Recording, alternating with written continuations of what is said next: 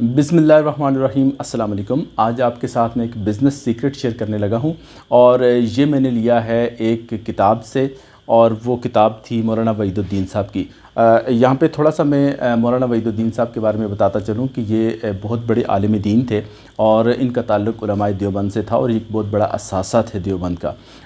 ये पिछले साल 21 अप्रैल 2021 को इनकी वफ़ात हुई न्यू दिल्ली इंडिया में, और इनकी पैदाइश जो है वो 1 जनवरी 1925 की है। बहुत लंबी उम्र पाई उन्होंने, और इन्होंने ये बहुत सी ज़बानों पर इन्हें अबूर हासिल था, जिनमें इंग्लिश, उर्दू, हिंदी, फ़ारसी और अरबी, ये सारी ज़बानें वो बोलना भी जानते थे, और इन पर इन्हीं किताब ज़बानों में उनकी कुतुब भी मौजूद हैं, और 200 से ज़ायद उन्होंने किताबें लिखी हैं। बहुत बड़ी शख्सियत थे।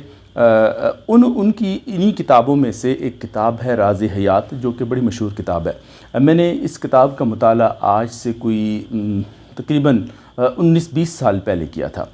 उस किताब में एक वाक़या दर्ज है जो मैं आपको अभी बताने लगा हूँ, जिसमें उन्होंने एक शख्स के बारे में बताया कि जिसने अपनी तिजारत में गैर मामूली इजाफ़ा किया और अपने गाहकों की तादाद में इजाफ़ा किया।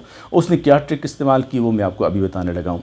वो बताते हैं कि इंडिया में एक शख्स मशहूर था जो कि साबन सस्ता बेचा करता था, यानी कि 2 रुपए की चाकी मिलती थी साबन की, कपड़े धोने वाला साबन मिलता था, तो वो 2.25 रुपए में बेचता था, और ये रेट फैक्ट्री रेट था। तो एक शख्स कहता है कि मैं उसके पास चला गया और जाके उससे पूछा कि तुम इतना सस्ता साबन फैक्ट्री रेट पर क्यों बेचते हो, और इसमें तुम्हारा प्रॉफिट क्या है, जितने का लेते हो उतने का बेच देते हो। तो उसने कहा प्रॉफिट मेरा ये है कि मैं रोज़ की 25 पेटियाँ बेच देता हूँ, और उसमें ये होता है कि एक पेटी 1 रुपए की बिकती है, तो मुझे 25 रुपए का फ़ायदा होता है। बाद वो लिखते हैं कि उस शख्स के गाहकों में इजाफा होता गया, और फिर उसने 50 पेटियाँ भी वो रोज़ की बेचता था, फिर वो वक्त आया कि 100 पेटियाँ, फिर 200 पेटियाँ भी वो रोज़ की बेचता था।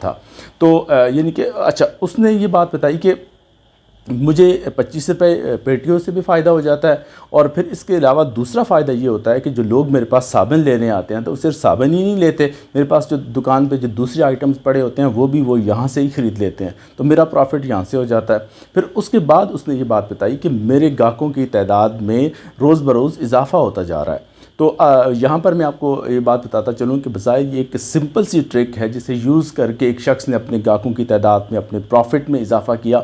लेकिन ये सिंपल है लेकिन बहुत प्रॉफिटेबल है। और आप ये बात हमेशा याद रखें कि लोगों की एक नेचर होती है जो कि वो थोड़े से प्रॉफिट के पीछे भी भागते फिरते हैं। और आपने देखा होगा कि आजकल जो चीनी का बुरान है, यूटिलिटी स्टोर्स में 10 रुपए किलो में उन्हें सेविंग होती है, तो वो घंटा लाइनों में लगे रहते हैं उसको अपने 10 रुपए बचाने के लिए।